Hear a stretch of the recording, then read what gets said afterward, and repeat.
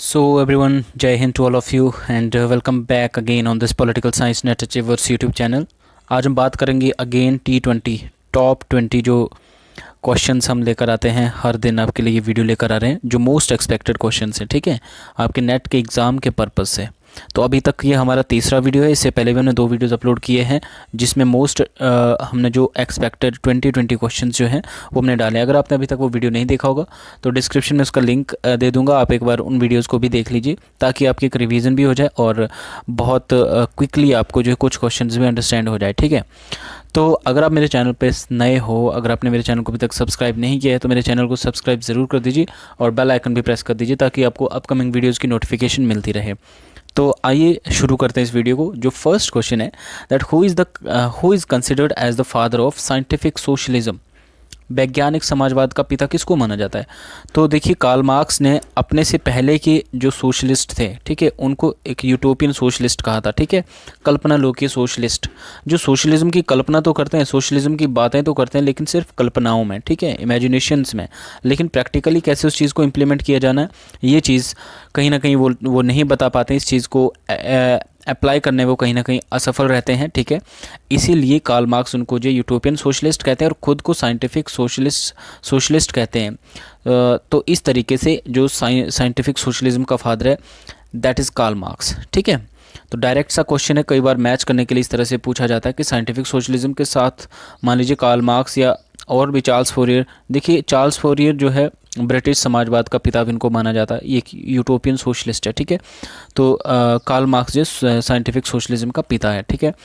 Next question है, when the United nation adopted the universal declaration of human right, United nation ने human right declaration को कब adopt किया? Universal declaration of human rights, ठीक है, मानवाधिकार।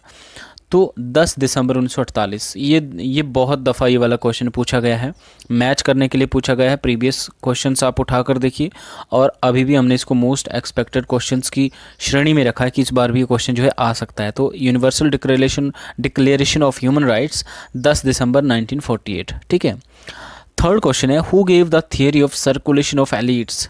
ये देखिए, ये गेस्टाल्ट मोस्का ने जो इस टर्म को यूज़ किया, सर्कुलेशन ऑफ एलिट्स, ठीक है, जो कहीं ना कहीं ये बताते हैं कि सोसाइटी में जो एलिटिस्ट सोसाइटी होती है उसमें क्या होता है, जो पावर होती है, ठीक है, वो एलिट्स के हाथ में रहती है। समाज के कुछ जो विशिष्ट वर्गीय जो लोग रहते हैं, ठीक है, जो अपनी विशिष्ट चेतना के द्वारा जो है या विशिष्ट चेतना के तहत वो जो है समाज में एक विशिष्ट पोजीशन रखते हैं, एक कहीं ना कहीं एक एलिट पोजीशन रखते हैं। तो उन्हीं लोगों में पावर जो सर्कुलेट होती रहती है। एलिट्स आते हैं फिर एलिट चले जाते हैं, मीन्स पावर जो है कभी एक एलिट्स के हाथ में, उसके बाद जब पावर ट्रांसफ़र होती है तो वो भी कहीं ना कहीं दूसरे एलिट्स के हाथ में चली जाती है। तो इस तरह से एलिट्स जो है सर्कुलेट होते रहते हैं, ठीक है, पावर जो है एलिट्स के हाथ में ही रहती है। तो सर्कुलेशन ऑफ एलिट ये मोस्का ने ये थ्योरी दी है, ये सिद्धांत, ये प्रिंसिपल दिया है, ठीक है। नाउ नेक्स्ट क्वेश्चन है, fourth question, who give the theory of iron law of oligarchy. ये भी बहुत बार क्वेश्चन पूछा गया है ऑलरेडी प्रीवियस ईयर्स क्वेश्चन में, और इस क्वेश्चन को आप इग्नोर नहीं कर सकते। आयरन लॉ ऑफ ओलिगार्की जो अल्पतंत्र का लौह नियम, ठीक है, इसको हिंदी में कहेंगे, ये रॉबर्ट मिशेल का ये कॉन्सेप्ट है, आयरन लॉ ऑफ ओलिगार्की, ठीक है। इसमें ये माना जाता है कि एक जो एलिटिस्ट सोसाइटी होती है, ठीक है, उसमें क्या होता है, पावर किसके हाथ में रहती है, एलिट्स के हाथ में रहती है। और जो आपका जो मास पॉपुलेशन है, ठीक है, ज़्यादा से ज़्यादा लोग जो हैं वो क्या करते हैं, वो कैसे हैं, मतलब वो शायद ऐसा है, इनका ये मानना है कि वो लोग नहीं जानते कि खुद को रूल कैसे करना है, खुद को रेगुलेट कैसे करना है, ठीक है। दब्बू किस्म के लोग इन्होंने कहा है उनको, ठीक है, कि कुछ लोग, कुछ नहीं मतलब मैक्सिमम लोग जो है दब्बू किस्म के लोग होते हैं। इसीलिए उनको रूल और उनके ऊपर रूल करने के लिए, उनको रेगुलेट करने के लिए जो पावर होती है वो किसके हाथ में दे देते हैं ये लोग, कुछ एक गिने चुने लोगों के हाथ में देते हैं। और वो गिने चुने लोग जो है वो एलीट होते हैं, ठीक है। और वो एलीट भली भांति जानते हैं कि इन लोगों को कैसे मूर्ख बनाना है, कैसे इनकी भावनाओं का इस्तेमाल करना है, ठीक है। इस तरीके से इन्होंने यहाँ पे ये बात की आयरन लॉ ऑफ ओलिगार्की की, रॉबर्ट मिशेल ने। और ये बताते हैं कि इस तरह की डेमोक्रेसी में, एक एलिटिस्ट डेमोक्रेसी में, ये लोग क्या करते हैं, आम लोगों का शोषण करते हैं, ठीक है, क्योंकि मैक्सिमम लोगों को नहीं पता है कि खुद को रूल रेगुलेट कैसे करना है, ठीक है। नाउ जो फिफ्थ क्वेश्चन है, who is the first political scientist to develop a system framework for the study of politics. राजनीति शास्त्र को स्टडी करने के लिए एक जो सिस्टम, एक व्यवस्था उपागम की यहाँ पे बात की गई, ठीक है, उसको किसने डेवलप किया था, ठीक है, पॉलिटिकल साइंस में? तो देखिए डेविड ईस्टन, ठीक है, डेविड ईस्टन ने जो सिस्टम अप्रोच भी दी थी to study the politics, comparative politics में, ठीक है। और इसके अतिरिक्त अगर हम बात करें तो जो एक बिहेवियरलिज्म, ठीक है, उसके भी कहीं ना कहीं एक मेन एक्सपोनेंट तो हैं, लेकिन इसका जो मुख्य जो as a father of behaviouralism का जो श्रेय जाता है वो जिसको जाता है, आपने मुझे कमेंट बॉक्स में बताना है कि किसको फादर ऑफ बिहेवियरलिज्म माना जाता है, राइट। अब डेविड ईस्टन ने भी बिहेवियरलिज्म की बात तो की है, ठीक है, फैक्ट और वैल्यू को इन्होंने बाइफर्केट तो किया है, लेकिन फिर भी इनको जो बिहेवियरलिज्म का पिता नहीं माना जा सकता। तो बिहेवियरलिज्म का पिता कौन है, आप मुझे कमेंट बॉक्स में करके बताइए, क्योंकि अभी रिसेंटली ही मैंने उनके बारे में आपको बताया है, पढ़ाया है, ठीक है। तो इस पता चलेगा कि आपकी रिवीजन कितनी है, आपको कितनी सारी चीज़ें आती है, कितनी नहीं आती है, ठीक है। तो ये चीज़ यहाँ पे कि सिस्टम अप्रोच को जो है पॉलिटिकल साइंस में जो डेविड ईस्टन ने यूज़ किया था। और एक क्वेश्चन और आपके लिए छोड़ जाता हूँ कि इंटरनेशनल पॉलिटिक्स में सिस्टम अप्रोच को किसने यूज़ किया, ठीक है। इंटरनेशनल पॉलिटिक्स में सिस्टम अप्रोच को यूज़ करने वाला थिंकर या विचारक कौन है, राइट। तो नेक्स्ट क्वेश्चन हम देखते हैं। नेक्स्ट क्वेश्चन भी बहुत इंपॉर्टेंट है, ठीक है, मोस्ट एक्सपेक्टेड क्वेश्चंस की लिस्ट में हमने रखा है। देखिए, with whom ideas the phenomena of gatekeeping is related. जो गेट कीपिंग का जो फिनोमिना है, ठीक है, गेट कीपिंग, राइट, ये फिनोमा किसके आइडियाज़ या किसके विचारों से रिलेटेड है, संबंधित है? तो ये डेविड ईस्टन के सिस्टम एनालिसिस, ठीक है, डेविड ईस्टन जो सिस्टम अप्रोच जो हमने अभी पीछे ही बात की थी, ठीक है, उसके प्रतिपादक है पॉलिटिकल साइंस में। और इन्होंने जो सिस्टम एनालिसिस दिया है उसमें इन्होंने गेट कीपिंग एक टर्म यूज़ की है, ठीक है। देखिए, गेट कीपिंग किस लिए वहाँ पे ज़रूरी है या क्यों या किस कॉन्टेक्स्ट में ये वर्ड यूज़ किया गया है कि जब एनवायरनमेंट से जब डिमांड्स सिस्टम में जाती हैं, राइट, आपने सिस्टम थ्योरी तो पढ़ी होगी, ठीक है, कि आपके पास एक एनवायरनमेंट है, उसमें से डिमांड्स जाती है सिस्टम के अंतर्गत, ठीक है, वो डिमांड्स जो है मांगे वो जो है इनपुट का काम करती है, ठीक है, और फिर सिस्टम के अंदर जो पॉलिसीज़ बनाई जाती है, ठीक है, लोगों के लिए उन डिमांड्स को पूरा करने के लिए, उन्हीं को हम आउटपुट कहते हैं, ठीक है, आउटपुट कहा जाता है। उसके बाद वहाँ से फीडबैक मिलती है वापस कि जो पॉलिसीज़ बनाई थी उनका क्या क्या फ़ायदा हुआ, क्या नहीं हुआ, ठीक है।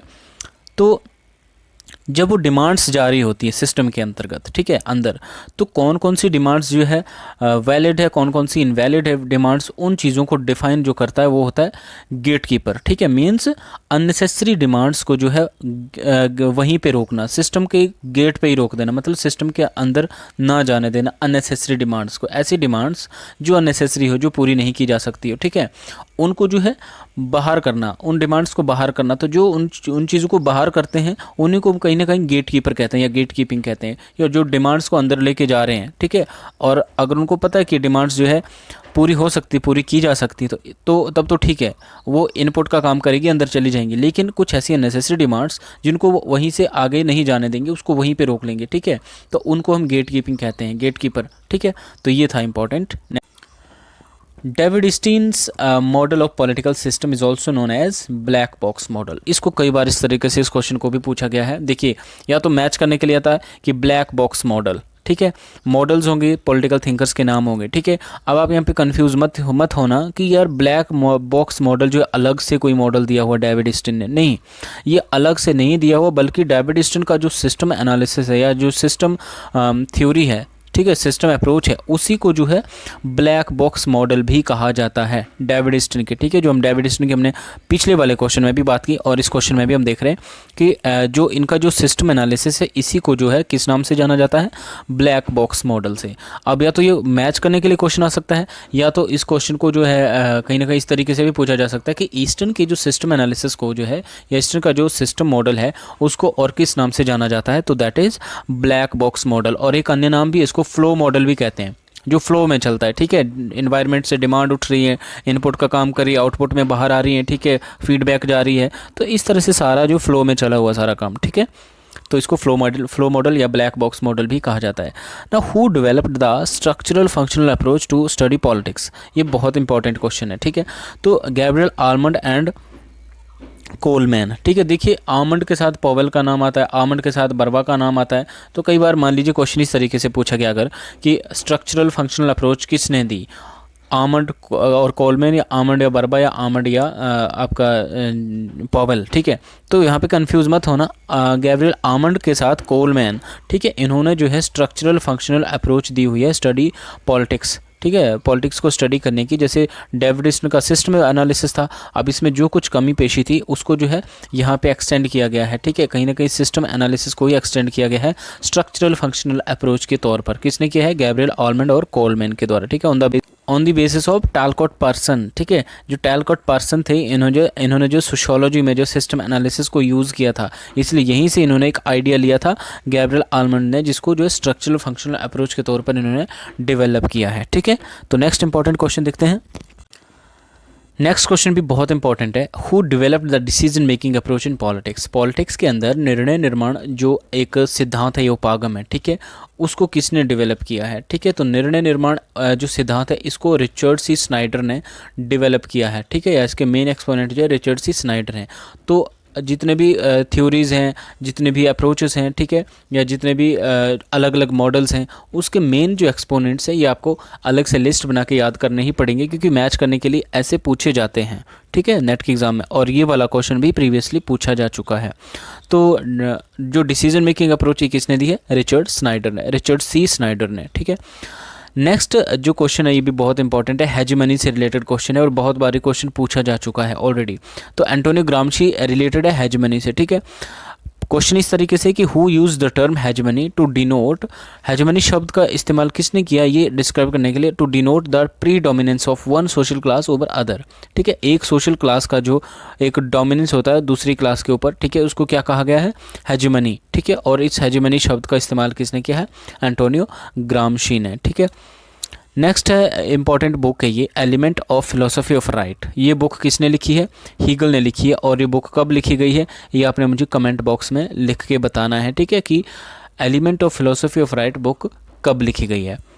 नेक्स्ट है वन डायमेंशनल मैन, ये भी बहुत इंपॉर्टेंट है। देखिए एक कॉन्सेप्ट दिया गया है हर्बर्ट मर्क्यूज के द्वारा, ठीक है, हर्बर्ट मर्क्यूज के द्वारा वन डायमेंशनल मैन, एक आयामी व्यक्तित्व का जो एक कॉन्सेप्ट है, ये धारणा है जो ये दी गई है हर्बर्ट मर्क्यूज के द्वारा। और बहुत बारी क्वेश्चन प्रीवियस ईयर्स क्वेश्चन में जो है पूछा जा चुका है, ठीक है। Now state in capitalist society, ठीक है, कैपिटलिस्ट सोसाइटी के अंतर्गत जो है स्टेट, राज्य, ठीक है। ये बुक किसने लिखी है? राल्फ मिलीबैंड ने ये बुक लिखी है। बुक भी बहुत बार पूछी जा चुकी है, ये वाली बुक भी। और कब लिखी गई है ये आपने मुझे कमेंट बॉक्स में बताना है, ठीक है। State in capitalist society. Next question है मॉडर्न डेमोक्रेसीज, ठीक है, आधुनिक लोकतंत्र। तो मॉडर्न डेमोक्रेसीज बुक भी मैच करने के लिए कई बार पूछी जा चुकी है। और ये बुक जो हर्बर्ट फाइनर की बुक है, सॉरी हरमन फाइनर की बुक है मॉडर्न डेमोक्रेसीज। इसका ईयर आप मुझे प्लीज़ कमेंट बॉक्स में ज़रूर बताइए। नेक्स्ट क्वेश्चन है who said politics begin and ends with state. यहाँ पे पॉलिटिक्स को डिफाइन करने की बात की कि पॉलिटिक्स क्या है। तो देखिए गार्नर ने जो है इस तरीके से पॉलिटिक्स को माना है कि politics begin and ends with state. मतलब यहाँ पे पॉलिटिक्स को ऑल ओवर क्या माना है? स्टेट माना है, ठीक है। मतलब स्टेट की स्टडी, ठीक है, कि पॉलिटिक्स के अंतर्गत क्या होता है? स्टेट की स्टडी होती है, ठीक है। पॉलिटिक्स ऑल अराउंड जो है बिगिन भी स्टेट से ही होती है और ख़त्म भी स्टेट से ही होती है, ठीक है। शुरू भी स्टेट से होती है और ख़त्म भी स्टेट से होती है। इसी को राजनीति कहा है गार्नर ने, ठीक है। तो गार्नर ने ये कहा है। नेक्स्ट हम इंपॉर्टेंट क्वेश्चन देखते हैं। नेक्स्ट क्वेश्चन है who said politics is the study of state in past present and future. यहाँ भी सेम देखिए ये डेफिनेशन भी है पॉलिटिक्स की दी हुई, ठीक है। और एक कोटेशन के तौर पर हमने इसको एक क्वेश्चन फॉर्म में बनाया क्योंकि मोस्ट एक्सपेक्टेड हमें ये लगा, ठीक है। गैटल ने जो है पॉलिटिक्स को क्या माना है? पॉलिटिक्स क्या है? Politics is the study of state. Again ये गार्नर की तरह ही कहीं ना कहीं पॉलिटिक्स को जो स्टेट की स्टडी मानते हैं, ठीक है। लेकिन इस स्टेट की स्टडी कब होती है? पास्ट में, प्रेजेंट में एंड फ्यूचर में, ठीक है। तो गैटल मानते हैं कि politics is the study of state in past present and future, ठीक है। पास्ट प्रेजेंट और फ्यूचर में जो है स्टेट की स्टडी ही राजनीति है, ये गैटल मानते हैं, ठीक है। नेक्स्ट इंपॉर्टेंट क्वेश्चन है सर्वोदय, ठीक है। ये कॉन्सेप्ट था, यूज़ किया गया महात्मा गांधी के द्वारा। सर्वोदय स्टैंड्स फॉर, सर्वोदय का मतलब पूछा जाता है, ठीक है। प्रीवियसली भी क्वेश्चन पूछा गया था। तो सर्वोदय का मतलब क्या होता है? Sarvodaya stands for universal uplift और प्रोग्रेस ऑफ ऑल, ठीक है। कहीं ना कहीं सबका एक उन्नति या सबका मीन्स सबकी अपलिफ्टमेंट, एक सोशल अपलिफ्टमेंट, ठीक है, यूनिवर्सल। तो जब सबकी जो है मतलब सभी का उदय होना, सभी की उन्नति, इसी को जो है सर्वोदय माना जाता है, ठीक है। नेक्स्ट क्वेश्चन है, write the name of the main exponent of communitarianism. ठीक है, देखिए ये क्वेश्चन भी बहुत बार पूछा जा चुका है कि मुख्य जो कम्युनिटेरियन थिंकर्स कौन कौन से, और कौन कौन से थिंकर जो कम्युनिटेरियन फिलोसफी से जुड़े हुए हैं। ठीक है, तो 3 मुख्यतः है यहाँ पे, वैसे तो बहुत सारे हैं लेकिन जो 3 इंपॉर्टेंट है वो है आपके चार्ल्स टेलर है, माइकल सैंडल है और माइकल वॉल्जर है। देखिए कम्युनिटेरियन फिलोसफी क्या है, ये सिंपली अगेंस्ट, आप यूँ समझिए कि लिबरलिज्म के खिलाफ है ये। ठीक है, या जो भी इंडिविजुअलिस्टिक हैं, व्यक्तिवादी हैं, उनके अगेंस्ट एक रिएक्शन है जो ये मानते हैं, कम्युनिटेरियन ये मानते हैं कि एक जो इंडिविजुअल होता है उसकी एग्जिस्टेंस जो है सोसाइटी में होती है, कम्युनिटी में होती है। ठीक है, जबकि इसके विपरीत हमने जब व्यक्तिवादियों की बात की थी, लिबरलिज्म की बात की थी, इंडिविजुअलिस्टिक की बात की थी, तो वो मानते थे कि व्यक्ति बहुत सर्वगुण संपन्न है। ठीक है, वो अपना अच्छा बुरा जानता है, व्यक्ति का हित ही सर्वोपरि है। ठीक है, हर व्यक्ति जब अपने अपने हित की बात करेंगे तो अपने आप में एक कॉमन